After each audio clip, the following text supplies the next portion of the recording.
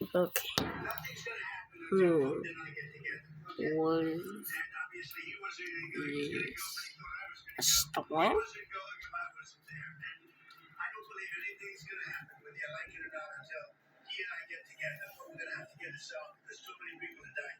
right, Trump is in the United Arab Emirates today, Joy, the final stop on his Mideast tour. Any major announcements coming out of that visit? Yeah, for this president's diplomacy and its deal making, he was greeted at the presidential palace in Abu Dhabi. Lots of flag waving and pomp and ceremony. Trump says the UAE committed to buying $1.4 trillion worth of chips and semiconductors over the next decade, along with some U.S. military equipment, and that is music to Trump's ears. He was visiting a U.S. air base in Qatar earlier, and he let loose with his signature dance moves, and even teased a third run for the presidency. There's a storm coming. Can't wait. I can't wait. Orange, pumpkins. Eat Donald Trump. He's a punk. Not exactly a conventional presidential tour as Trump heads back to Washington after cementing closer ties with the Gulf kingdoms and striking some big investment deals. Heather? Washington coming up, the expanding threat of measles. This is a much larger outbreak than we've seen in Canada over the last 10 years. Oh. New clusters of cases I heard rain. one school is closing its doors.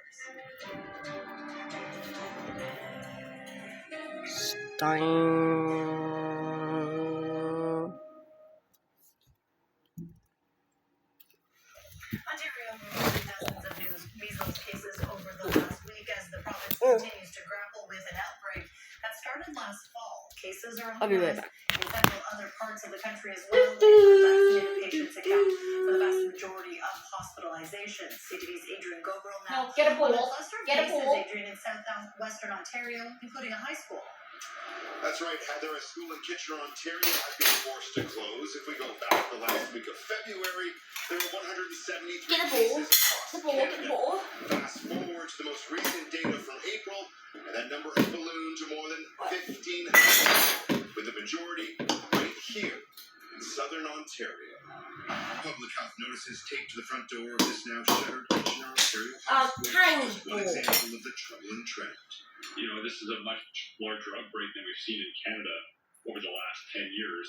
This map shows where the cluster of cases are across the country, with the overwhelming number found in Ontario, with more than 1,200 since the beginning of the year.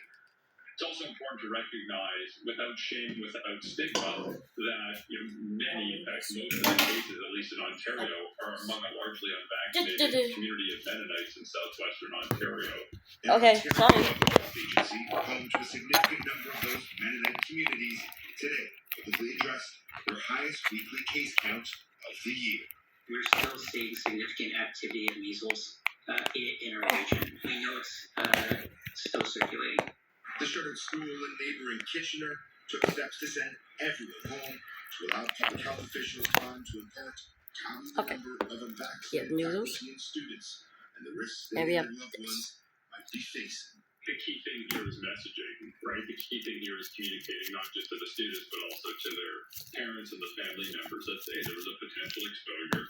Globally, measles kills about 100,000 people each year. The vast majority are either immunocompromised or unvaccinated. Public health officials are reminding us that these deaths are largely preventable. Heather. All right, CTV's Adrian Gobriel. It is budget day in Ontario, where the Ford government is favoring spending over balancing the books in the face of a trade war with the United States.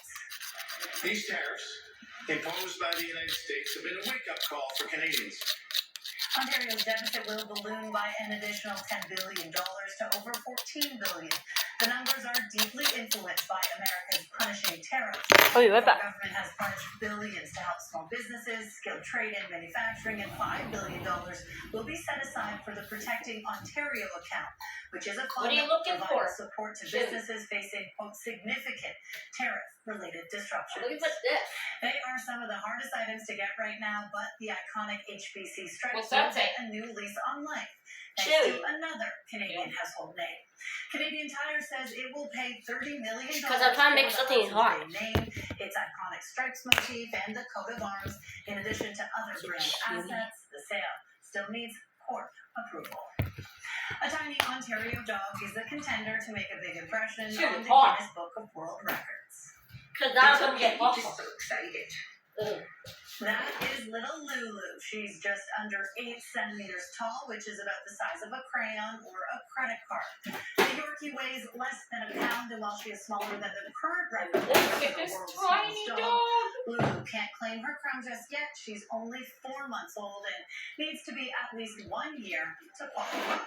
CTV National News is I'm gonna be it. in a moment. Oh no.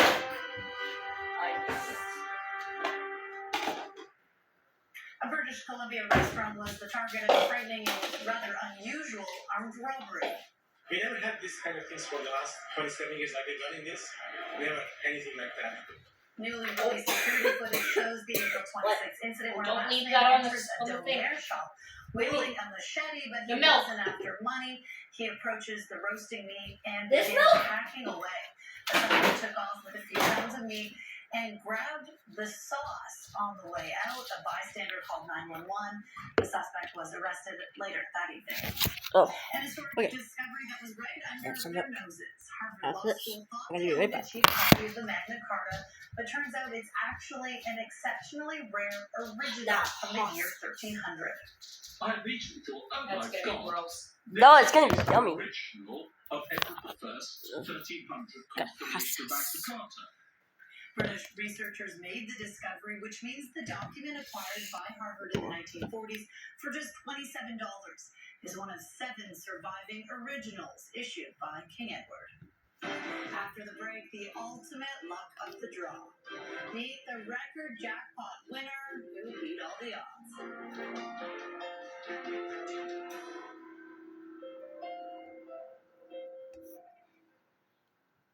Oh wow. This is comfier than our actual couch. Say no more. Derek,